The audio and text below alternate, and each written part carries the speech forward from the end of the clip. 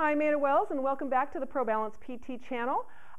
In our little series here of Demystifying Pilates Equipment, I wanted to talk about this particular piece of equipment called the Reformer.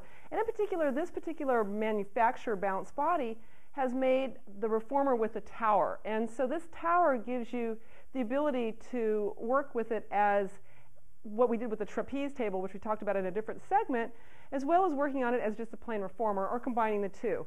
So I'm just going to talk about mostly just what goes on here with it as a reformer. So basically, once again, we're using springs as the resistance. And so there's 5 springs that are located down by the carriage. And there's also straps that you can see here that when a person can be positioned in a way that you can actually utilize these straps, it will move the carriage and you have resistance that occurs that's going to challenge you. And it's because I'm on a moving surface, I've got to really work on my core, my balance here at the same time. Now what's nice here with this reformer is that this oftentimes is kind of one of the more basics, kind of the place where I start people, because oftentimes I can place somebody on their back and have them go through a leg press motion, and many people have gone and done a leg press at the gym, so it's not something that's as foreign to them. But what we can work on is, once again, that idea of stabilizing the spine, moving the hips, and not really gripping. You need to be able to do that when you're getting up and down out of a chair. You've got to watch that you're not bringing your whole spine into it, but really using the legs, using the hips, and the glutes. So let me just show you, for example, something you may do here on the reformer. So footwork is basically we're doing, and I can change the resistance, if I want to work a little more on strengthening into the legs, or I can decrease the resistance if I want to work on core. But here I'm looking at my lower extremity alignment. I'm looking to see that I'm holding my spine in that nice, steady, optimal position. And I can do this in different leg orientations. So I can work with it out in a wide position and turn out. I can work with it in internal rotation. People might say, well, when are you ever going to internally rotate? If you're a golfer, you know that you need to be able to have internal rotation at your hips.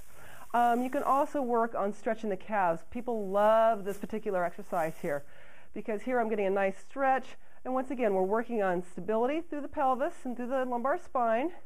And we can pick up the pace a little bit and see if you can still hold on to that stability.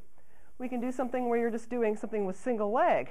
And here I'm on my toes. So now, once again, I've got to stabilize through that ankle. So great for ankle rehab, great for anybody who's a jumper, basketball player, or simply anybody who wants to walk and not fall over.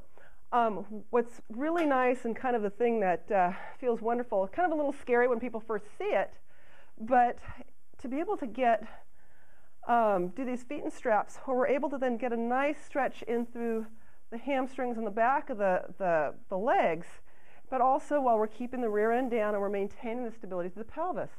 So we can actually work on moving as smoothly as we can. Now I will have guys, and this is not very much resistance, I'll have guys go, oh my gosh, this is really tiring on the legs.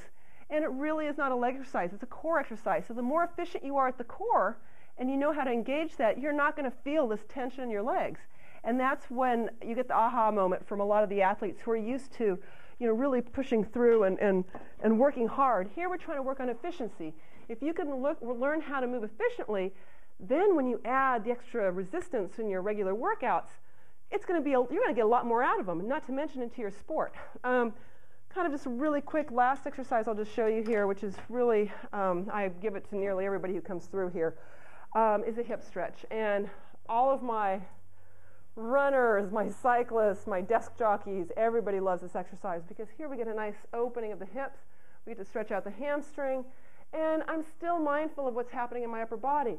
I'm not just scrunching down here, I'm keeping everything open and really getting a great stretch.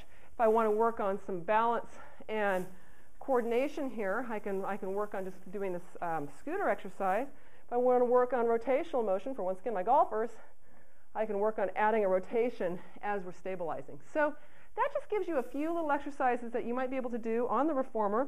Like I said, this is probably the piece of equipment that most people have seen in the gym environment as well as in the studio.